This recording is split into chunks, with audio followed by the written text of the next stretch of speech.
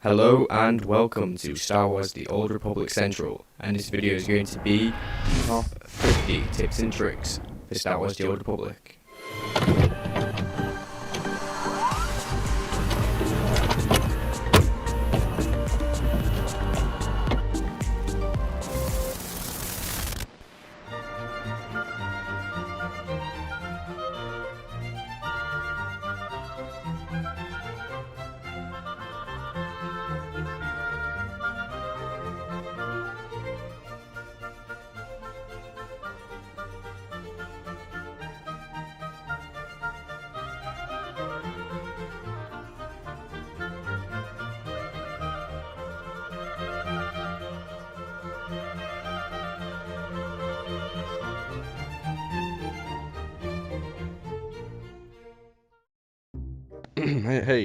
I'm Sam, SWTOR Central. I just wanted to create this quick video to announce my deepest gratitude for your subscribes and your hitting the subscribe button. Thank you for all your content and comments on my channel, and I'd like to just say thank you again for all you've done for me over the last, how long's this channel been? 2013. Today we're going to be going on a magical adventure through the top 8 Jedi characters in SWTOR. But before we start, I'd like to just have a quick word with our subscribers and talk about how beautiful the time on channel has been.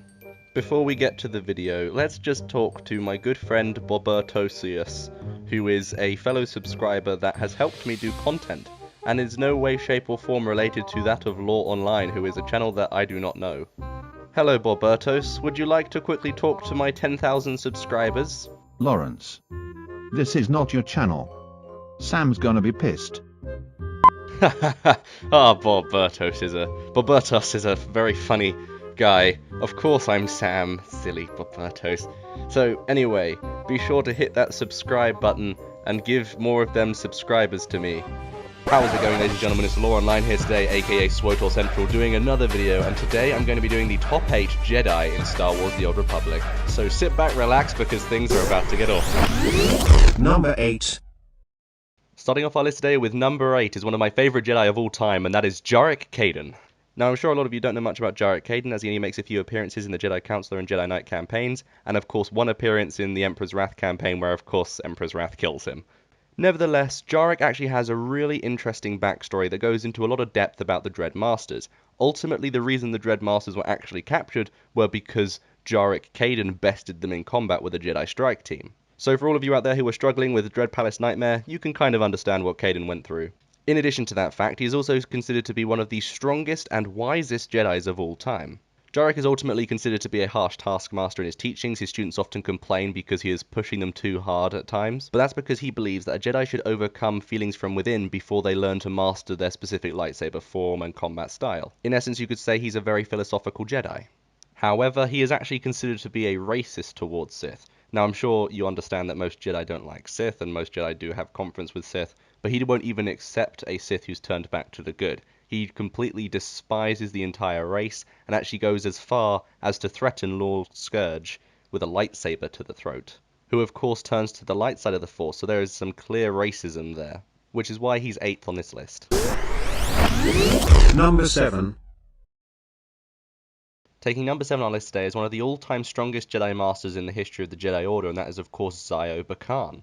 Sire Khan was not only a master at combat, but also he was very gifted in the ways of the Force and actually managed to learn Force healing techniques.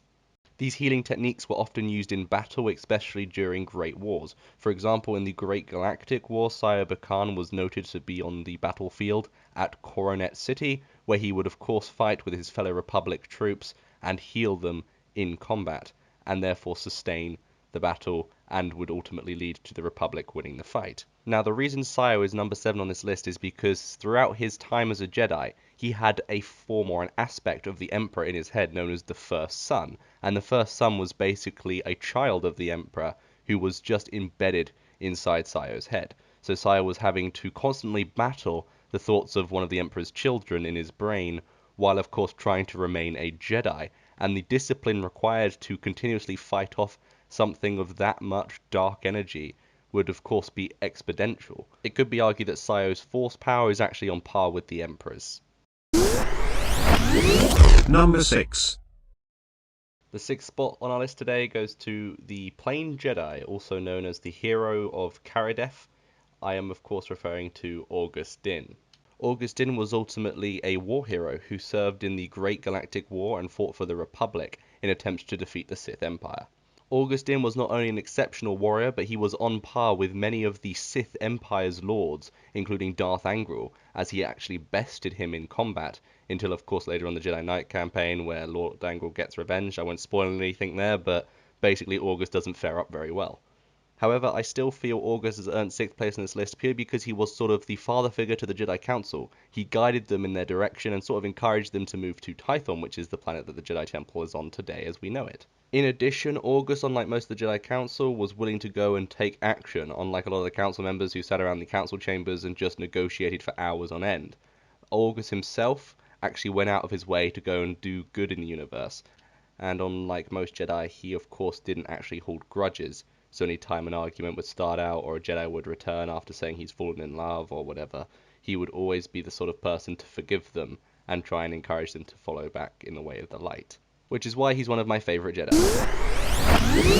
Number 5. Coming in at number 5 today on our list is Bella Kiwix, who was of course a female Torgruta who served under the Jedi Order.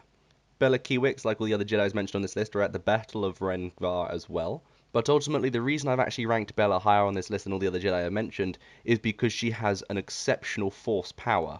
Unlike the other Jedi mentioned so far, she is able to engage in a healing trance, and she can shield herself and absorb almost all the damage that's been done to her directly. This, of course, consumes so much of her power, but she's able to perform moves that not many Jedi have ever performed in the history of the Jedi Order. This form of force healing is very rare and has only been used a handful of times in the expanded universe alone. To focus in more on the expanded universe, actually, there was a scene where Bella was on the ash plains of Lenico 4 and was fighting against a warlord called Gelpog the Tyrant in the asteroid highs, and this was an incredible scene because you were able to depict sort of Bella's ability to use force combat as well as her powers in the force, so she is in fact an incredibly good duelist as well as a great force healer. The most interesting thing about Bella is she stood out as much as she does despite having the exact same master as all the other people I've mentioned on this list. Of course, I'm referencing Nagani Zhao. Number 4. Number 4 on our list today, or the runner-up, goes to Tall Braga. Now, it's not because he's a Keldor, of course that's a perk, but ultimately the reason Tall Braga has made this list is because out of all of the members of the council, Tall Braga is probably the most noble. He's a firm believer in the peace process. In slang, he was considered to be the conscience of the Jedi Order. Overall, he was thought to be a thoughtful scholar, a wise strategist, and an avowed pacifist.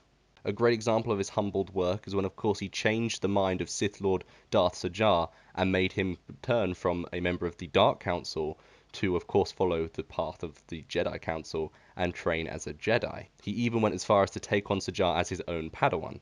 Now, to actually demonstrate Braga's strength, he was ultimately able to duel Darth Sajar for 3 days straight. A whole 3-day-long duel, he maintained his endurance until eventually overthrowing the Sith Lord.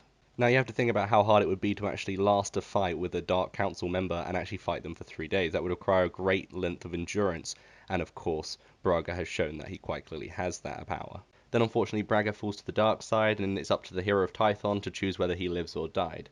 If the Jedi Light chooses to let Braga live, then of course he returns to the Jedi Order and apologizes for what he had done. So ultimately it's fair to say Braga can fare up against most Sith except for the Emperor himself. Braga's final scene in Star Wars: The Old Republic is a very heartwarming scene. It is probably the most sympathetic I've felt for a character in a game ever. Number 3. Coming in at number 3 today, or of course the bronze medal, is the descendant of Bastila Shan, also known as the Teel Shan. Teel Shan, of course, at the age of 46, was around for the Loronline peace treaty. Once the peace treaty was signed, there was a cold war between the Sith Empire and, of course, the Republic. So what ended up happening is Teel Shan went out and found Tython. Tython, of course, was founded with all the council members somewhat involved, but Teel Shan was the original discoverer of the planet and earned herself the title of Jedi Master. Teel Shan then, of course, led the Jedi Order through numerous endeavors, of course, including the rise of the Hutt cartel, and of course there was a huge thing with her ancestor Revan coming back from the dead and destroying everyone and threatening the entire Jedi Order and the Sith Empire, and she had to work with Darth Maul to basically stop and defeat Revan, which was an incredibly exceptional storyline. So Teel Shan is of course notorious for motivating and inspiring the hearts of many Republic citizens, as well as encouraging the Jedi Order to defeat the Sith Empire on numerous occasions. Ultimately, she was the soul heart of the Republic, and I feel she has definitely earned a place on this list. Unfortunately, there was the entire issue with Valkorion and the Zakul coming to power, and the Zakul then coming along and destroying the Jedi Order, which unfortunately left us to Teel Shan exiling herself, but up until that time, she was the soul of the Republic. Number 2. Coming in at number 2 and taking the silver medal is probably one of the strongest and wisest Jedi Masters of all time, and it is of course Votto Syosk Bass, Master to Exar Kun. Exar Kun was of course a Jedi Master that defected to the dark side. He was not matched by many in combat, with exception to Votto. Votto, unlike most Jedi, is a very complicated master. His backstory is very extensive, and of course he has trained many of the well-known Jedi Knights that we know today. Of course that includes Exar Kun, who is a huge part of the Star Wars The Old Republic universe. However, I think it would be noteworthy to say that Votto was in fact probably one of the strongest Jedis of all time. He was not only a valiant warrior with lightsaber combat, but he was a very, very wise historian, and of course had devoted a lot of his life to training Jedis to fight against the Sith Empire, and of course in the old Sith Wars. Now, the reason that Votto has got silver medal in this list is because he's got a very broad Force sense and is very knowledgeable in the ways of the Force. Not only does he know every single Force form and every single lightsaber form, but he is very knowledgeable in the ways of technique. Number 1. Coming in at number 1 today, the gold medal goes to Bastila Shan, who is of course the mother to Teel Shan. Bastila Shan is very well known by most of the SWTOR community. Of course, she was featured in KOTOR 1 and KOTOR 2 and is the side companion to the main protagonist, Revan. Bastila, strictly speaking, was not actually a Jedi Master. She, of course, would have been made a Jedi Master if she did not defect to the dark side, during, of course, the conference with Malak, where she would defect to the dark side then later be redeemed by Revan. Once redeemed, Teel Shan used battle meditation to empower Revan so he had the energy and power to defeat Malak, who of course was the Dark Lord of the Sith. Bastila and Revan after this were then considered to be the saviors of the galaxy and went to settle on Coruscant, where of course they were kicked out of the Jedi Order because of course Jedi can't fall in love and get married and such. But from my personal opinion, I've always thought that Bastila should have been a master. Unfortunately, she chose the path of love. Which, you know, love trumps Jedi, I guess. So there we have it, guys, the top 8 Jedi in Star Wars lore. Now, thank you, of course, Sam, for letting me to do this on his channel. Of course, you know, even if I did do it without his permission. His password, by the way, is I Love Telly. I think some of us maybe need to look into that. But overall, it's been a huge honour being on this channel. And of course, a huge congratulations to Sam for hitting 10,000 subscribers. That is, of course, a huge milestone. And look, you've been getting a round of applause from me here on your own channel. It's very hard to do, I'm telling you now.